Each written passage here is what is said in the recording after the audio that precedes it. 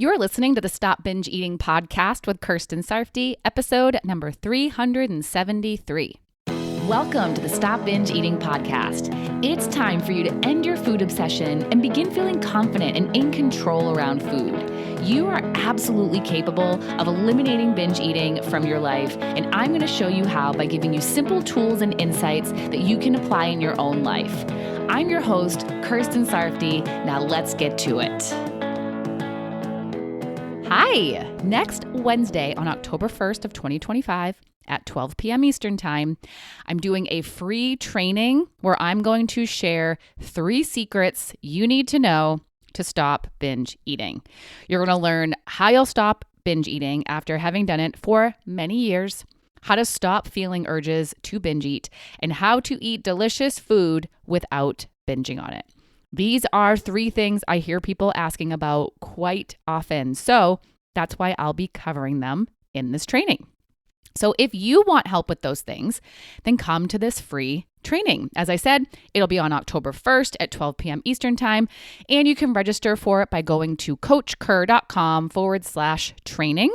Come live if you can, but if you're not able to make it live, there will be a recording that you can watch, but you have to be registered to get access to it, and it will only be available for a limited time. So register now. coachker.com/training, coachkir.com/training. All right, now on to today's topic. Should you keep your binge foods in your home? And by binge foods, I mean foods that you typically binge on or foods you're afraid you'll binge on. I get asked this question a lot, and the answer isn't a simple yes or no. Because there isn't one right answer for everyone, and the answer might change for you. So let's talk about it. People ask this question and think that not having their binge foods in their home would be useful because they've seen themselves binge on those foods so many times when they have brought them into their home. They see a pattern and think that if they don't bring the foods home, then the pattern will break. It makes sense, right? I mean, I definitely thought that during the years I was binge eating. That's why I kept making do not buy lists. I thought that if I didn't buy the foods, then I wouldn't binge. But I did binge. Either I'd find a different food or foods to binge on and maybe then add those to the list. Or at some point, I'd just say, screw the list and buy the foods anyway. Making that rule that I would not allow myself to bring those foods home wasn't the solution. It may have helped me for a very short time, but at some point, a binge would happen. So if you find that the same thing happens to you, then please know that avoiding certain foods isn't the solution. Now, having said that, I'm not saying that you should then just bring those foods into your home. If you are not mentally prepared to bring them in and aren't in a useful mindset, then binges could just keep happening. Binges could happen whether you bring them into your home or you don't. So to answer the question, should I bring them into my home? You have to assess whether or not you're ready to. For some people, they feel so scared to bring them in. They're terrified that they will binge on them, and they have no idea how to not binge on them. If you don't feel comfortable having those foods in your home, then you of course have the option of not bringing them in for now. And I want to repeat, for now. At some point, learning how to be around those foods is going to be so helpful for you. I don't want any of you to be living in fear over certain foods forever. And you don't have to. You can learn to be more comfortable around those foods. And wouldn't it be so nice to be? You'd feel so much more relaxed and calm when you're in the store, when you see those foods, when someone offers you those foods, when they're on the food table at a party or holiday, or when someone even talks about those foods. If you never learn how to be around those foods, then you won't feel relaxed and calm. You might instead feel scared, conflicted, confused, panicked, sad, or powerless.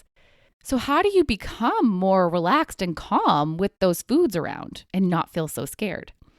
You do it by changing what you think about those foods, what you think about eating those foods, and what you think will happen if you eat those foods.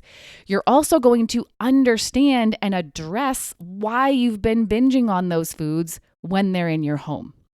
So let's start with the second thing, why you've been binging on them.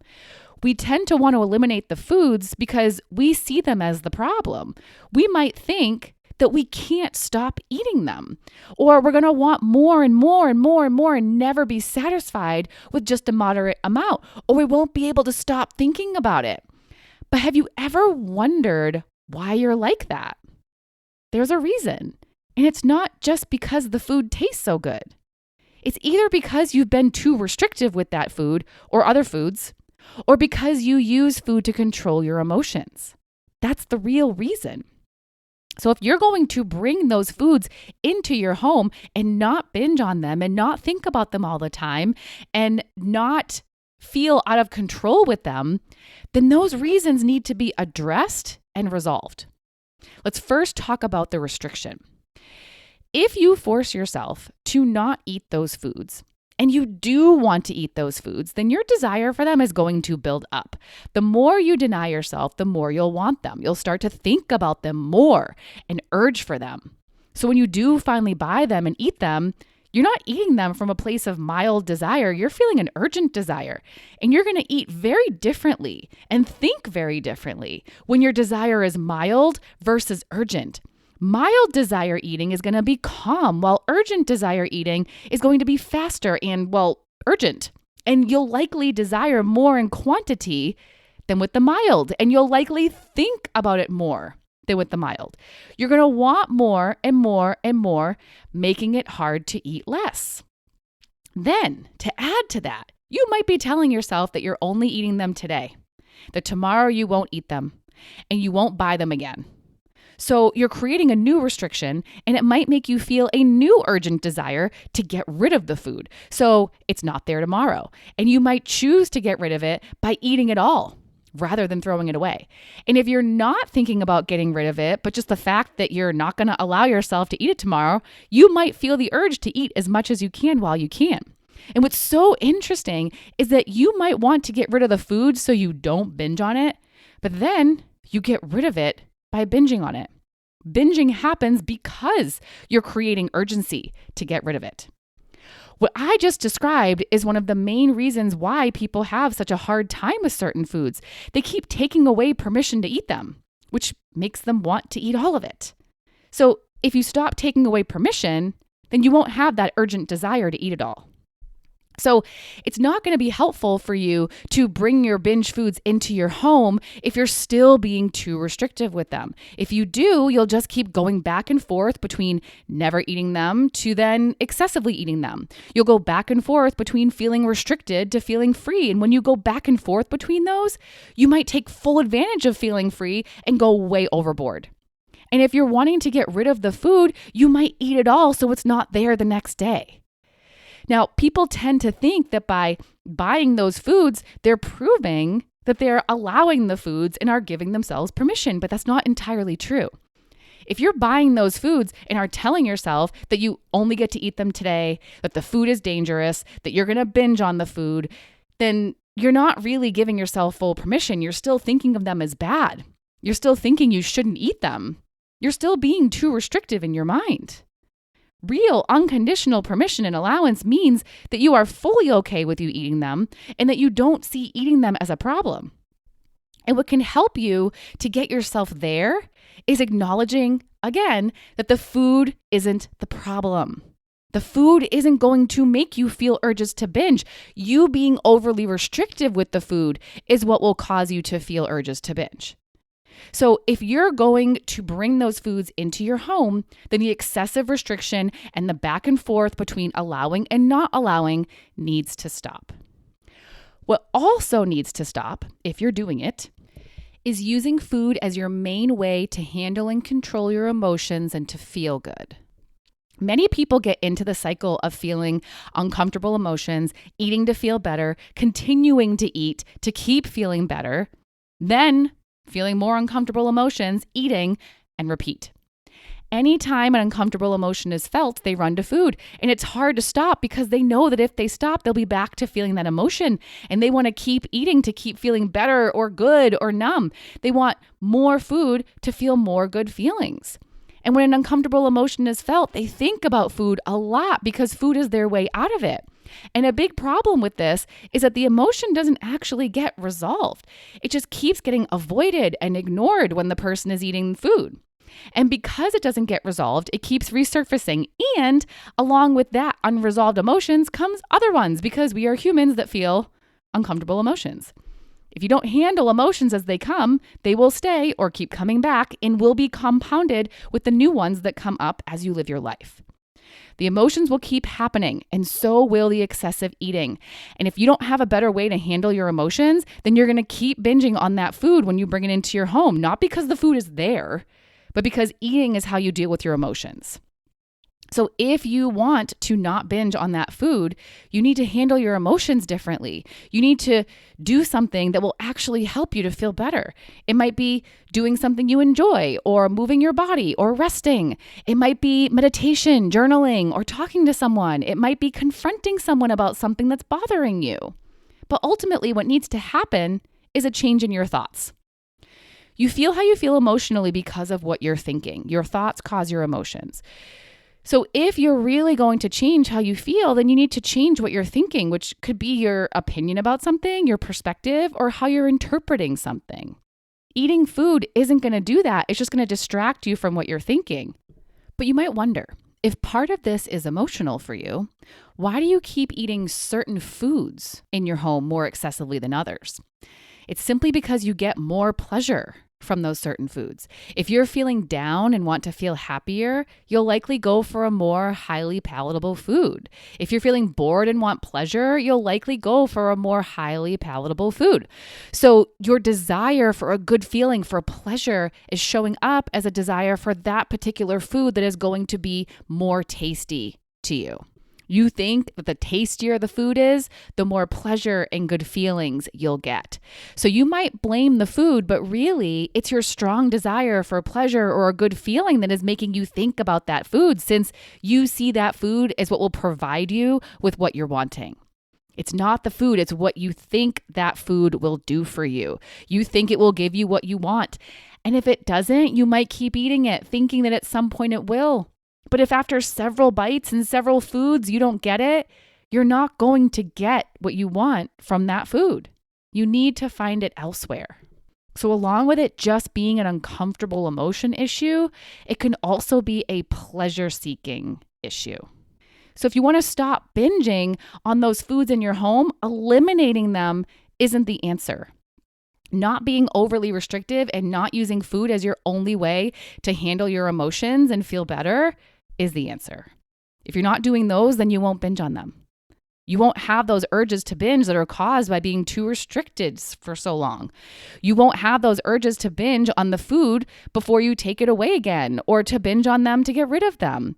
You won't have those urges to binge in order to change how you feel and to feel better. And without those urges, there will be no binges. Once you can see that the food isn't the problem, then you don't have to be so afraid of it.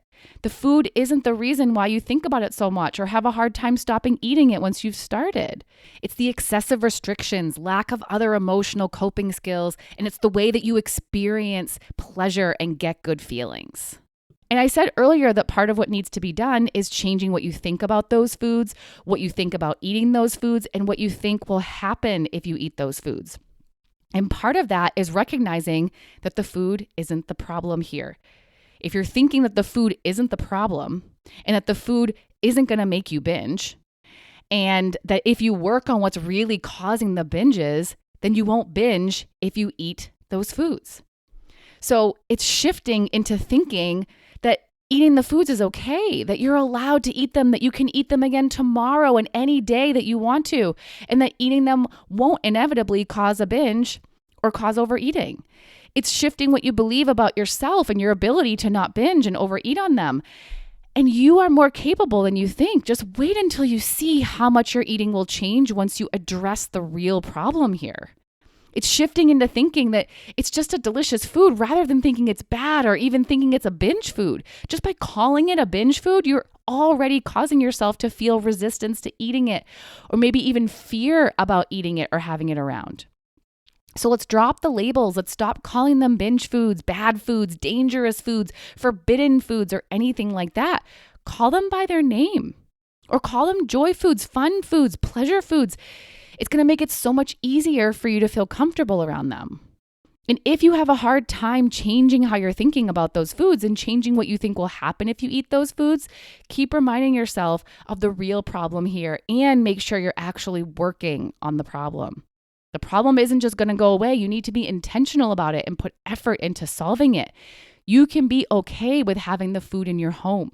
But before you bring it in, work on your thoughts about the food. Work on giving yourself unconditional permission to eat it, and work on handling your emotions and finding pleasure in a better way. Then when you feel ready, bring them in and practice being around them, practice eating them, practice being permissive, and practice handling your emotions and getting pleasure without it. You can do it. You can have those foods in your home. With a few changes that don't involve banning them from your home, you will eat them in moderation at home when no one is around. All right. So I hope that helps you to decide what to do about having those foods in your home. And I hope you understand what you can do to be more comfortable with having those foods around. And don't forget about the free training that I'm doing next week on Wednesday, October 1st at 12 p.m. Eastern time. What I will be talking about in that training will be related to what I've talked about today. So you'll be able to get even more help with this. So register at coachker.com/training. Come live if you can, or you can watch the recording that will be available for a limited time. I can't wait to see you there. Bye-bye. Thank you for listening to the Stop Binge Eating podcast. If you like what you heard today and you want more, go to coachker.com/free. That's COACHKIR.com/free to get some awesome free stuff to help you stop binge eating.